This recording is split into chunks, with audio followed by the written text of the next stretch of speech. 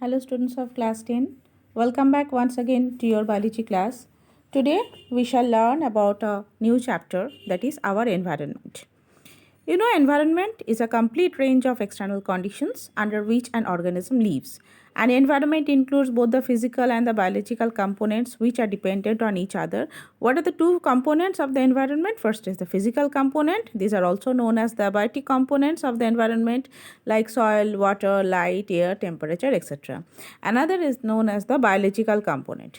Biological component are the biotic components of the environment like plants, animals and also microorganisms.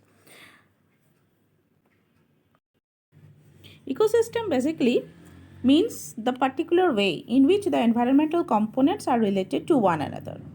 Okay, so we have known that both biotic and abiotic components are present in the environment. The biotic components comprise of the vegetation or flora of the area and the animals including human beings or fauna living in that area.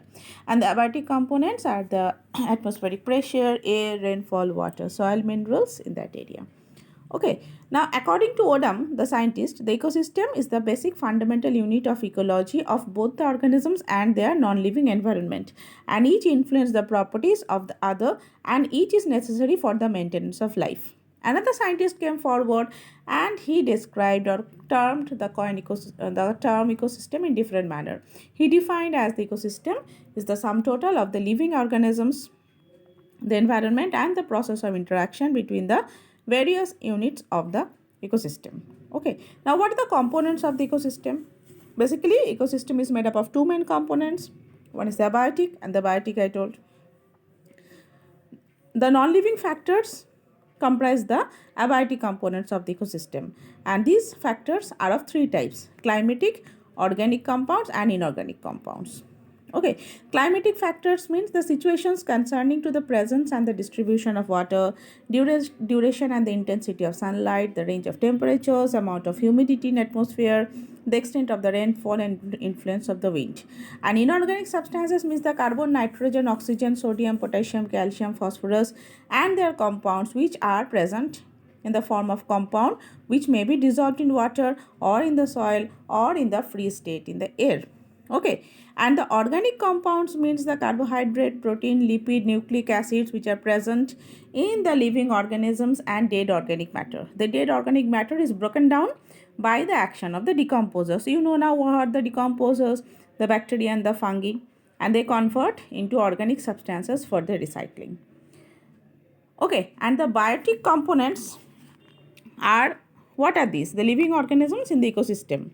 They are the biotic components, the producers, consumers and the decomposers. I think by now you all have been acquainted with these terms of producers, consumers and decomposers. The producers, these are the green plants of the ecosystem. With the help of the chlorophyll, what the green plants do? They entrap the light energy of the sun and they bind it in the form of carbohydrate produced by them from simple inorganic compounds like carbon dioxide and water. And this process is known as photosynthesis. You all know the equation, what will be 6CO2 plus 12H2O in presence of sunlight and chlorophyll forms C6H12O6 plus 6H2O plus O2, right? And producers are very important for us. What are the importance of the producers?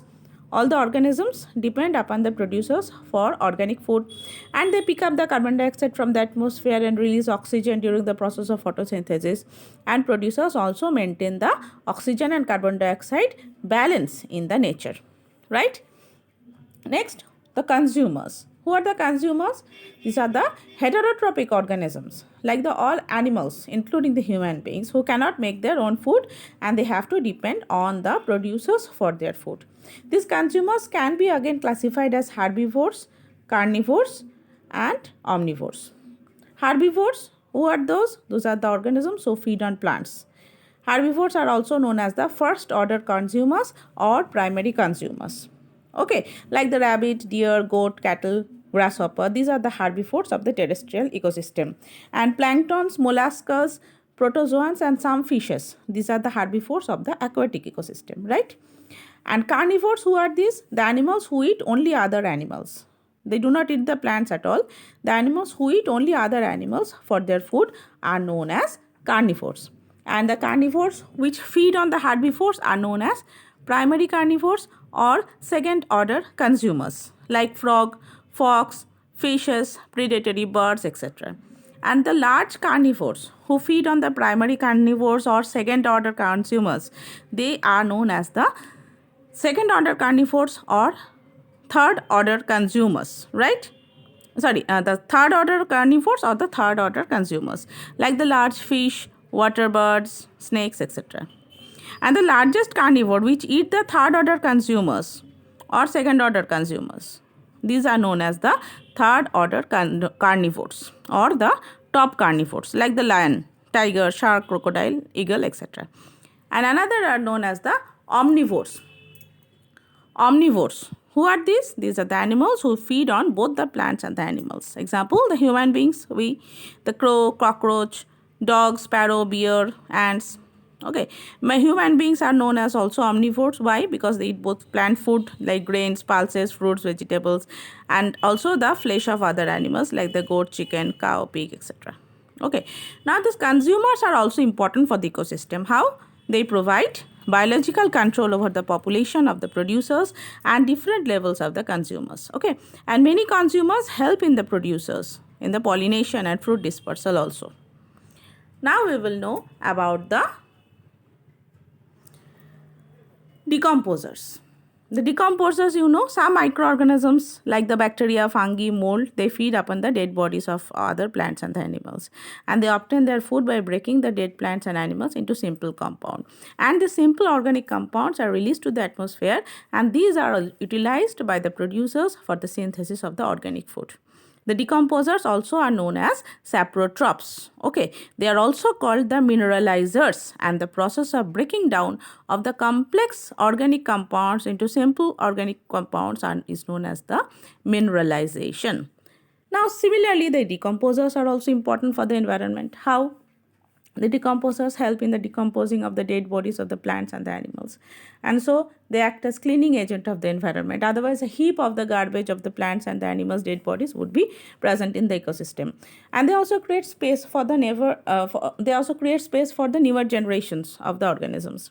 And the decomposers also return the chemical nutrients to the environment by decomposing the dead bodies of the plant and the animals, and thereby increasing the nutrient quality of the soil. Okay, and also at the bottoms of the ponds, lakes, and oceans, the decomposers are present, and they also help in recycling the materials of the biosphere. And there are great variation among the ecosystem in terms of influence caused by the fluctuations in temperature, intensity of life, etc. So these, on the basis of the major differences in structure and stability, the ecosystem can be divided into two major types of ecosystem. First is the natural ecosystem, second is the artificial ecosystem. Okay, the ecosystem functions by itself under natural condition, that is the natural ecosystem, and the human beings has no interference in its working. The two types of natural ecosystem are aquatic ecosystem and terrestrial ecosystem. Aquatic means the water, and terrestrial means the land. The aquatic ecosystem provides comparatively more space and less stability to the organisms who are living there. The amount of the dissolved oxygen and the availability of light work as limiting factors for this ecosystem. The aquatic ecosystem is subdivided into three types: freshwater ecosystem, marine water ecosystem, estuarine water ecosystem. Freshwater ecosystem contains low salinity. On the basis of its state, either standing or moving water, it is categorized as lentic. Lentic means those ponds and the lakes, and lotic. Lotic are the rivers and the streams. And marine water ecosystem, it contains high salinity. Saline means saline water, salty. The oceans and the seas, they have salty water. Estuarine water system, these type of water have intermediate salinity within a range of 0.5 to 3.5 due to intermixing of the seawater with the fresh water entering into the sea. Okay, and habitat provided by such type of estuarine water ecosystem is called the estuarine water ecosystem, right? And the terrestrial ecosystem, habitat provided by land, is termed as terrestrial ecosystem. It varies greatly in climate and biological terms. And our land is demarcated into many distinct areas based on the climate of the area and the flora and fauna of that area. These distinctive areas are called biomes. Major biomes of the world are tundra biome, taiga biome, temperate deciduous forest biome, tropical rainforest biome, grassland biome, and desert biome. Apart from that, another is there the artificial ecosystem. The human activities have modified or converted a natural system into a man-made ecosystem. The natural forests have been cut, the land is converted into tree plantations or agricultural systems, dams have been constructed. Okay, so those type of human interference, okay, where artificially something has been made, that is known as the artificial ecosystem. And an ecosystem can be recognized as self-regulating and self-sustaining unit of landscape. Now we will know about the food chain. You know that ecosystem is characterized by energy flow and circulation of material that takes place through its several members. The relationship between various living beings and an ecosystem in the form of chain based purely on feeding habits is known as the food chain. Now let us see this chart. It will be easier for you to understand. But before that, we can say a food chain represents a unidirectional transfer of energy, right? The food chain, how it will be like, first we will know about the solar energy, then comes the producers, then comes the primary consumer, secondary consumer, tertiary consumer, and then the top consumers. Okay, so when you see go through this chart, you can see the grass that is eaten up by deer and that is eaten up by lion. So grass here is the producer, deer as the primary consumer, and lion is the secondary consumer. Okay, then this grass again is eaten by some insects who are the primary consumers. The insects are eaten up by the frogs and finally the snakes. Okay, in other terms we can say the producer initial is the grass, then comes the moth, the primary consumer, who is eaten up by the frog or secondary consumer.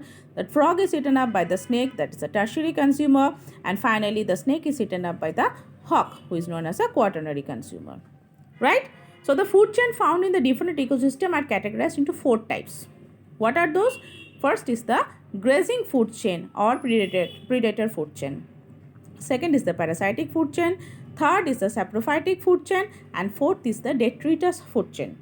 The grazing food chain or the predator food chain begins at the producer level and extends up to top consumers. Top carnivores, we can say, in other words. So this grazing food chain can be categorized as the forest. It can be categorized in the grassland and also in the pond. In the forest, when it comes to the forest, you can make like this the grass, herbs or the trees. Give an arrow like aphids, then give an arrow like the birds or the hawks. What happens in the grassland ecosystem? The grass is eaten up by the grasshoppers, who is eaten up by the frog, who is eaten up by the snake, and who is eaten up by the hawk finally. This is the grassland ecosystem. When it comes to the pond ecosystem, the phytoplankton is eaten up by the herbivores like molluscs, who is eaten up by the small carnivores like the small fish, and finally who is eaten up by the large carnivores like the big fishes. Okay, and in the ocean ecosystem, the phytoplankton is eaten up by the marine larva. The marine larva is eaten up by the worms, who is eaten up by the small invertebrates, who is eaten up by the small fish, and finally the small fish is eaten up by the sharks. Okay, so this is the grazing food chain. And parasitic food chain begins at the producer level. Unlike the predator food chain, the consumer is smaller in size. Passing of food energy from larger to the smaller organisms is the characteristic feature of this food chain. Okay, the larger organism from which food is derived is called the host, and the smaller organism who obtains the food is known as the parasite. Clear? Another food chain is there which is known as the saprophytic food chain. Some animals who are the top carnivores like the hawk, lion, vulture, they have no natural food enemy. They are seldom killed for eating, yet their dead bodies are acted up by the decomposers. The transfer of the food energy from the dead organic matter of decaying animals and plant bodies to microorganisms is known as saprophytic food chain. Another is there the detritus food chain. The decomposed body of the producer is called the detritus. The detrivores are eaten up by various carnivores like the aquatic birds. Okay, so this is the simple food chain. Clear? So what I said, grazing food chain, parasitic food chain, saprophytic food chain, detritus food chain. Clear? So this is about the producer, primary consumer, secondary consumer, tertiary consumer, who all are eaten up by the decomposers sometimes or the other. Clear? Now we come to the food web. Food web, it can be defined as the interrelationship between the organisms which eat several types of organisms and are eaten up by many different organisms. Okay, this relationship is formed by the interaction between the different types of food chains. And this interlocking pattern of several food chain is known as the food web. Clear? If you see this chart, you can understand like a simple food web, how this is given. You can see, if you start from the flower which is given at the bottom, the plant, then what I told, it will be easy for you to understand. Okay, now comes the trophic levels. Food in any form, when absorbed into the body tissues, they yield materials for the production of energy. That successive level of nourishment is represented by the link of the food chain, which is known as the trophic level. Okay, the plants which are the producers in an ecosystem constitute the first trophic level. The herbivores who feed upon the plants form the second trophic level. The carnivores who feed on herbivores, they constitute the third trophic level. And the top carnivores that eat the small carnivores, they constitute the fourth trophic level. Okay, now the trophic level in various forms. If you think the first one, grass, deer, lion. How many trophic levels are there? 3 trophic levels. The grass represents the first trophic level, deer the second, and finally the lion the third. Okay, plant, goat, man. 3 trophic levels. Plant represent first trophic level, goat second, and man third. Grass, insect, frog, hawk. Grass, first trophic level, insect second, frog third, and hawk represents the fourth trophic level. A large portion of the energy is lost at each trophic level. Why? This is because a major part of the energy is used up in sustaining the life activities of the organisms at the level and is lost as heat. This results in lesser amount of energy being passed on by the organism from one trophic level to the next trophic level. In this way, the number of trophic levels in the food chain is limited. As the number of trophic levels in food chain increases, the organism at the extreme right of the food chain receives the least amount of energy. This limits the number of trophic levels or steps in a food chain to 5 or 6. Okay, now this energy flow in a trophic level we will discuss. Each trophic level of the ecosystem can be represented by graphical design which is known as the ecological pyramid or the trophic pyramid. Okay, now these begin with the producers at the bottom, then proceeded with various trophic levels like herbivores, carnivores, etc. The ecological pyramid are of 3 types: pyramid of biomass, pyramid of number, these are the, and third one is the pyramid of energy. Okay, 3 pyramids are there. Pyramid of biomass, this shows relationship between the biomass, that is the amount of organic matter in an organism, relationship between the biomass and the trophic level by calculating the biomass which is present in each trophic level. The pyramid of biomass may be inverted like it happens in the pond ecosystem, where the producers are the phytoplanktons that will always be lower than the mass of the fishes and the insects.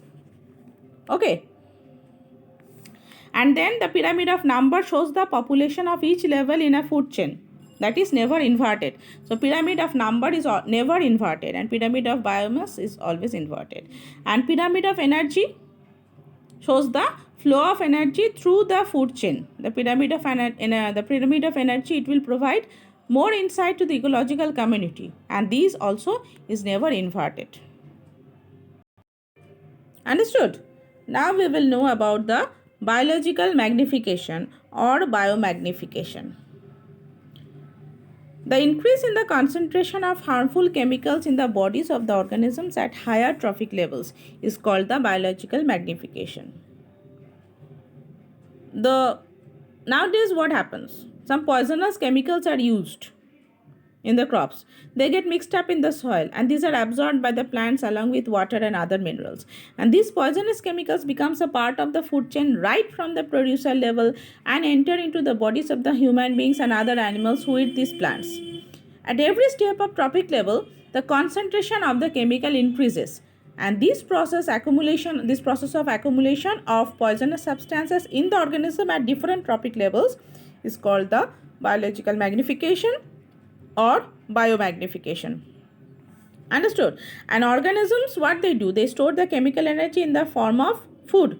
The radiant energy of the sun is converted into chemical energy by the plants by the process of photosynthesis. In an ecosystem, a food chain represents a stepwise transfer of energy content in the food. Like first, the green plant traps solar energy with the help of chlorophyll. Then, they are by the process of photosynthesis, they are manufacturing their food, and then these plants are eaten up by the herbivores. So here some energy is released into the heat into the environment. Before that, a part of the energy used by the are used up by the plants for performing their metabolic activities like growth and respiration, and some of the energy which was not utilized, that was released as heat in the environment. Now in the second step, when the plants are eaten up by the herbivores, here also some energy after consuming is released into as heat to the environment. And these herbivores again are eaten up by the consumers. The chemical energy which is stored in the flesh of the herbivores is transferred to the carnivores, right? And the carnivores utilize their energy for their metabolic activities and growth. And here some of this energy which is not utilized by the carnivores are released as heat energy to the environment. And this process is repeated at every step of the food chain. Okay, and this transfer of the energy from one trophic level to the other is called the transfer of energy in a food chain of an ecosystem. And there is another term, some energy from the producers and the consumers, which is also utilized by the decomposers in the life process. The decomposers, they release the unutilized energy as heat to the environment also. The heat energy which remains unutilized by the producers, consumers and the decomposers is lost to the environment as heat. This is known as community heat. Okay, so we can say about the transfer of energy, that energy cannot be created. It is only converted from one form to the other. Like producers convert the sun's light energy to chemical energy of food by the process of photosynthesis. So plants are called converters of energy. There is continuous transfer of energy from one trophic level to the next in a food chain. Like energy is transferred from the plants to the herbivores and from herbivores to the carnivores. At each trophic level, some energy is utilized by the organism for performing their metabolic activities like respiration and growth. And the amount of energy which is available is less at each successive trophic level. And the energy lost as heat at each trophic level, if taken together, is quite substantial. And another is there which is known as the 10% law. According to the 10% law, only 10% of the energy entering the particular trophic level is available for the transfer to the next higher trophic level. It means that the energy available at each successive trophic level is 10% of the previous level. Thus, there is gradual decline in the amount of the energy available from the producer level to the higher trophic level. So, first, if you think about the producer, herbivore, carnivore like plant, deer and lion, the first trophic level had 10 joule of energy according to the 10% law. Only 10% of the 10 joule of energy will be available at the next trophic level, that is 1 joule. So the herbivore that are the second trophic level, they get 1 joule of energy. The rest of the energy, that is 10 minus 9, that is 9 joule. 10 minus 1, that is 9 joule will be lost as heat and metabolic activities. Again applying the 10% law, 10% of the remaining 1 joule, that is 0.1 joule will be available to the third trophic level, that is lion. The rest of energy will be lost to the environment and in the metabolic activities. So in this way, the energy amount or percentage becomes low as we move from the lower trophic level to the higher trophic level. Now we will know about the ozone layer and how it is getting depleted. The human activities affect the environment. Depletion of the ozone layer in the atmosphere.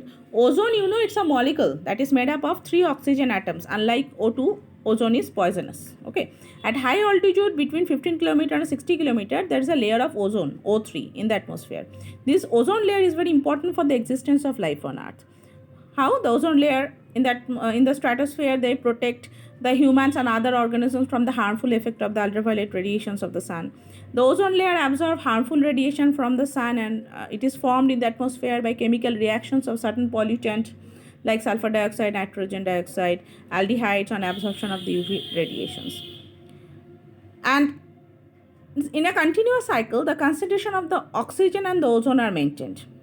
Okay, now the amount of the ozone in the atmosphere began to drop sharply, and the sources of chemicals which is said to deplete the ozone layer are the fertilizers releasing nitrous oxide, high flying aircraft releasing nitrogen and hydrogen molecules, and the release of the chlorinated compounds and nuclear weapons.